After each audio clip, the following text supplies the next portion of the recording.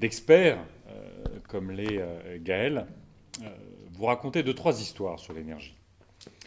La première, on est en 1995.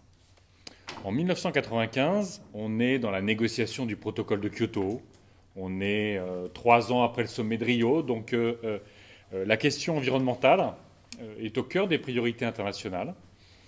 Et la Commission européenne, poussée par les écologistes, dit il faudrait que nos véhicules particuliers, nos voitures, émettent 2 fois moins de CO2.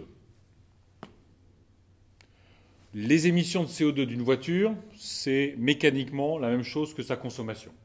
Si vous réduisez par 2 ces émissions, vous réduisez par 2 la consommation.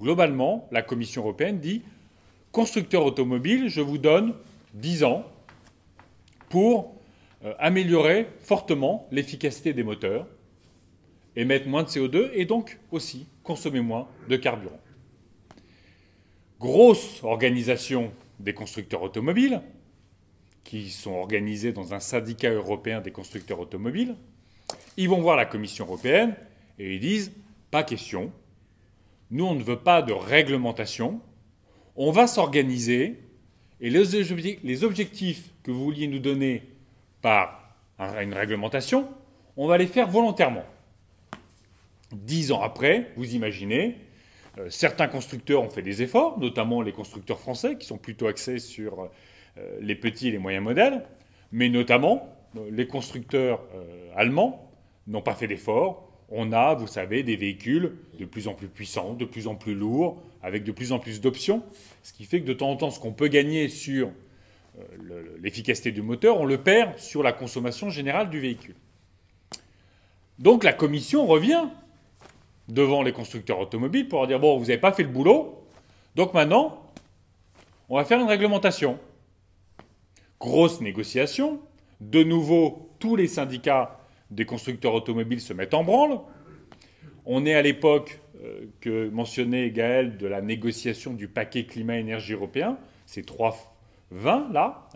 20% de réduction de nos émissions de gaz à effet de serre, 20% de renouvelables, 20% d'efficacité énergétique. Et là, Madame Merkel, en bonne VRP des constructeurs automobiles allemands, dit à Nicolas Sarkozy « Écoute, cette réglementation européenne, elle ne nous convient pas. Donc, moi, je te demande qu'on signe, à ce moment-là, la France, à la présidence de l'Union européenne, une réglementation, parce qu'on est obligé maintenant, une directive, mais qui, globalement, reporte l'objectif qu'on s'était fixé pour 2005-2008 à 2015-2020. » Et elle obtient satisfaction. C'est-à-dire que ce qu'on aurait pu avoir il y a 5-6 ans, on l'aura dans 5-6 ans. Qu'est-ce que ça veut dire? Et ça explique pourquoi, finalement, on a du mal à avancer sur nos histoires énergétiques.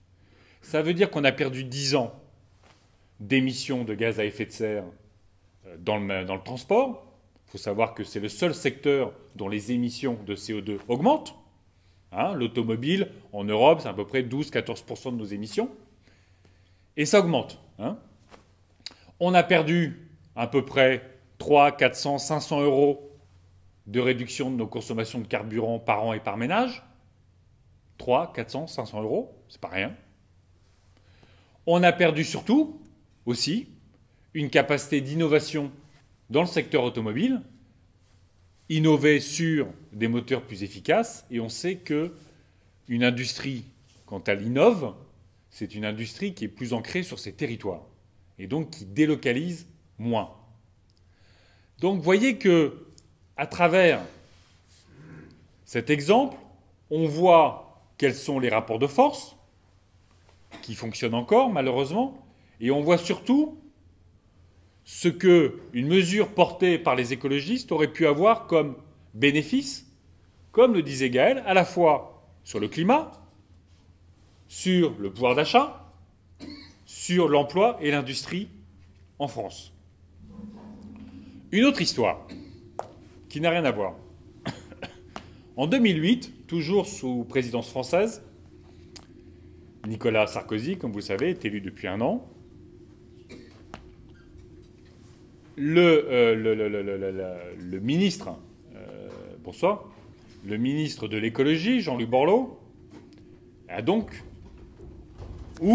inaugure la présidence française de l'Union européenne sur les questions d'énergie, climat, avec ce paquet qui va être le résultat de la présidence française. Donc un moment assez important.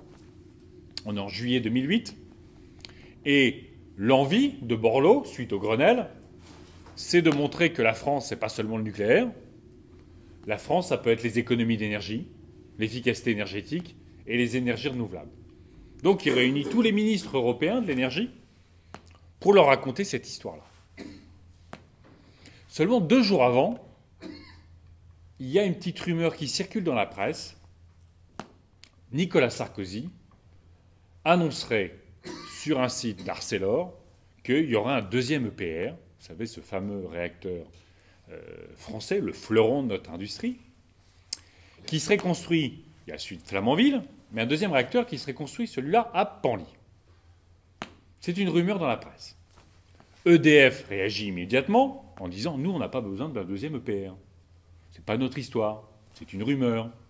On a l'EPR de Flamanville, c'est ce qu'on appelle un démonstrateur, c'est-à-dire qu'on est en train de faire un prototype de nouveau réacteur, mais de point de vue énergétique, on n'a pas besoin d'un autre réacteur nucléaire aussi vite. » J'appelle Borloo à l'époque, on était encore après le Grenelle, donc on se parlait assez souvent. Je dis, c'est quoi cette histoire, monsieur le ministre? C'est pas du tout ce qu'on avait discuté tous ensemble. Il dit, vous inquiétez pas, la position a été tranchée, il n'y a pas de deuxième EPR.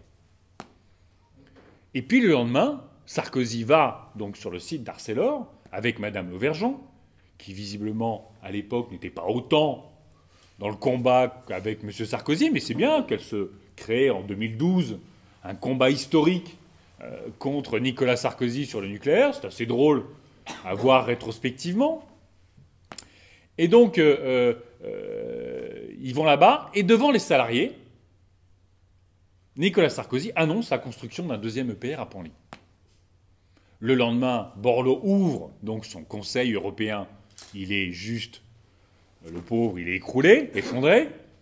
Et puis, ça s'appelle un conseil informel, les premiers conseils. Donc, à l'époque, moi, j'étais à Greenpeace, donc on était invités. Je discute avec le directeur, le grand patron d'EDF.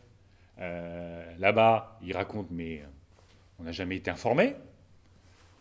Je discute avec le directeur général de l'énergie. En France, le directeur général de l'énergie, c'est historiquement... le vrai ministre de l'énergie, quand même. Hein, c'est du sérieux. Je lui dis, mais c'est quoi cette histoire? Tout le monde contestait cette rumeur. Il me dit, ne m'en parlez pas. Ça fait 24 heures que le président de la République a annoncé la construction d'un deuxième EPR. Nous ne savons toujours pas ce qu'il a dit devant les salariés. En fait, on ne connaît pas ces éléments de langage. On ne sait pas réellement ce qu'il a annoncé. Voilà aussi une histoire de l'énergie dans notre pays. Alors qu'est-ce que ça nous raconte, ça, sur la période qui vient?